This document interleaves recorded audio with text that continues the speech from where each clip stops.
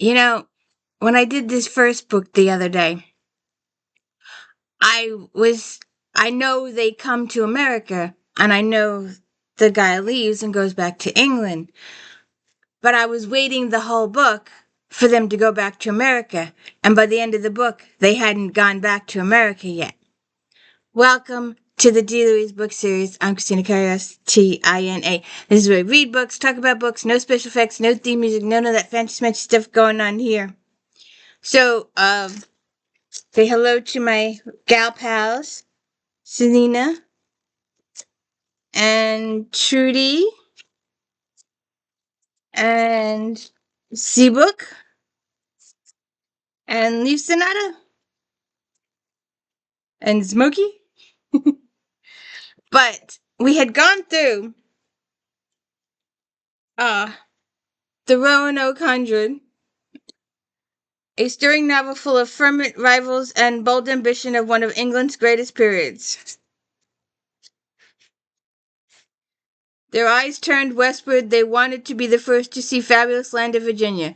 They asked one another questions. Would the streets of the Indian towns be paved with gold? Could they scoop pearls from the river, big pearls the size of peas? Would the pineapple and plantations such as they had tasted at St. John's and Hispaniola grow abundantly? Would they find good shooting, good grouse, good pheasants, good woodstock?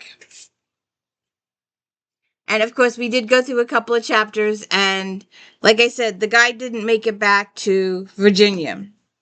So I wanted to check out um these last two. We'll just do these little, and then we're gonna leave it because we've got a book delivery today. We got an unboxing coming, so you'll see that in a few days. And I don't even know what's in those boxes. I have no idea what's coming yet. Family against family. The powerful proprietors of the Albemarle States and the Carolinas are bitterly divided as Washington fights the greatest revolution in history. Huh. What's this one say? In the saga of the rich tidewater land of a new world paradise of the young planter drawn by his love of land into the sympathy with his fellow farmers, rich and poor, and risking his life for the fellow Americans in his dream of a new nation. So does this one? So this doesn't follow? Oh. Well, then I missed it. And I'm sad now that I missed it. It was the Roanoke 100 and the Bennett's Welcome and the Queen's Gift. So we've missed quite a few. And they weren't in this box. There was just these three.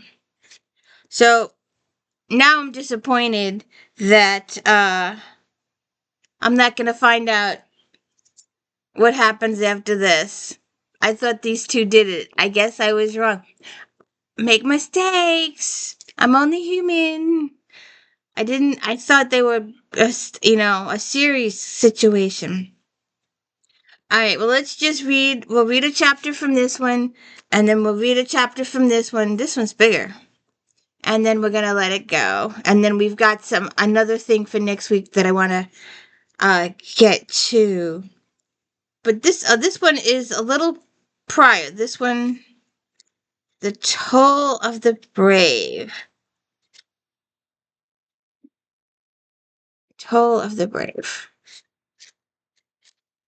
Could you see them dressing like this in rural 1500 Virginia?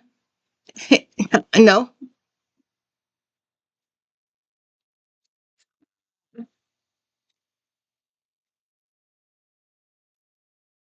At Edenton, North Carolina, the Queen's Anne town of colonial times, the past walks arm in arm with the present.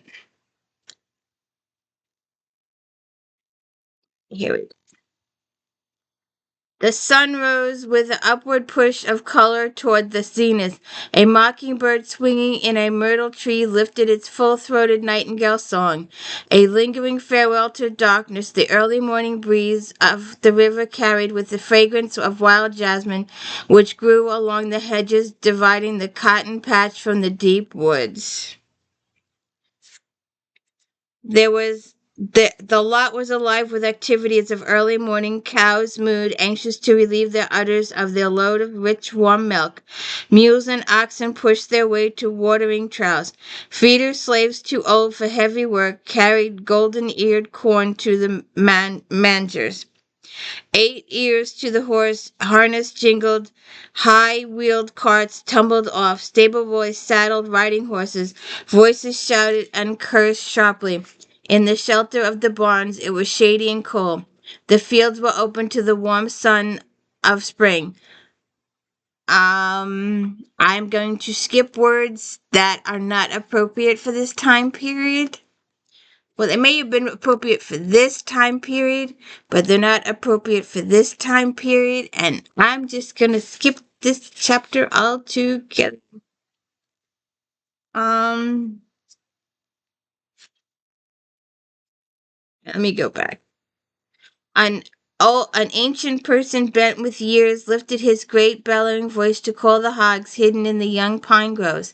Little pick Annies ran at the lot, picking up stray bits of rope, rusty nails, iron parts from discarded plows. Senator Farrar came home late last night from his journey to Hillsborough, where he went to make the laws. If he uh, saw you being idle when there was work to be done, he was mighty full of wrath.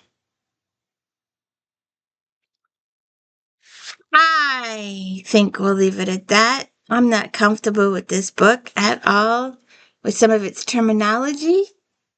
So we'll just leave that aside. We'll read this one a little bit. Raleighs Eden.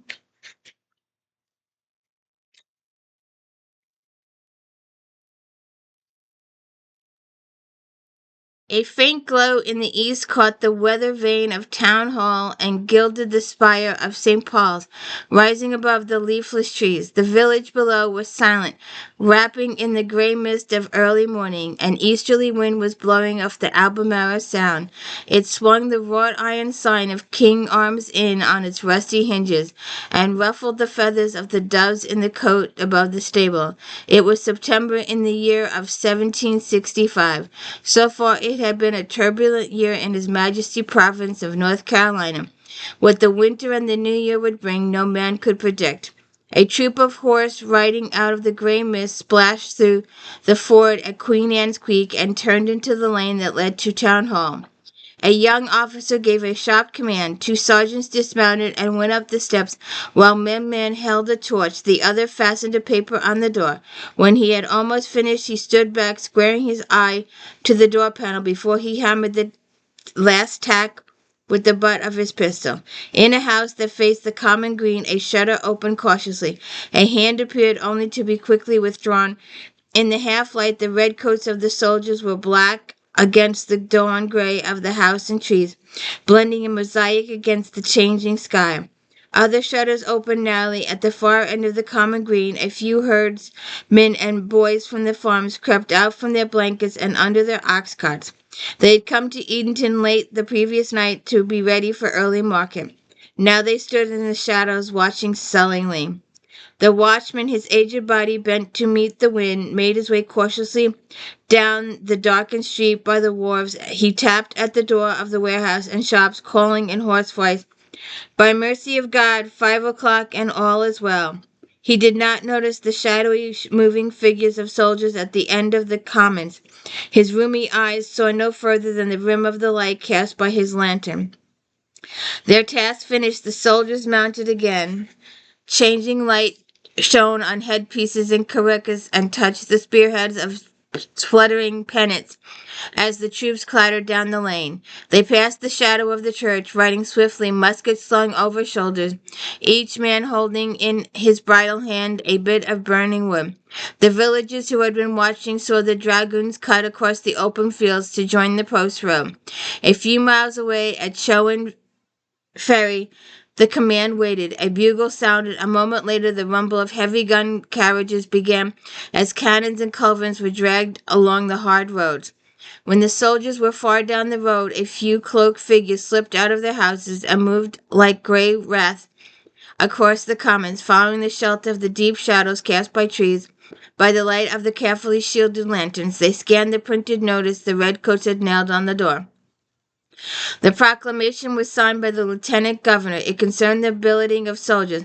On December 1st, 300 soldiers and officers under the command of Colonel James Waverley would be billeted in the village of Edenton and the precinct of Choam.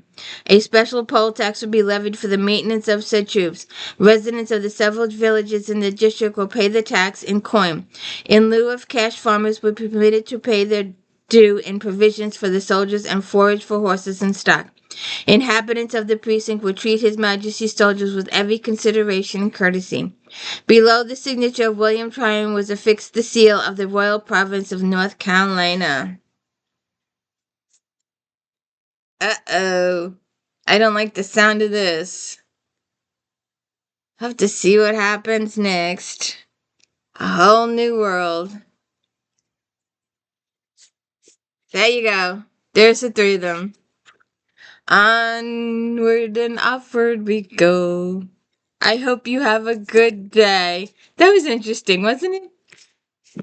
I was disappointed this didn't come back to America though. And I don't have the next book. I thought these were the next book, but they weren't. Have a good day.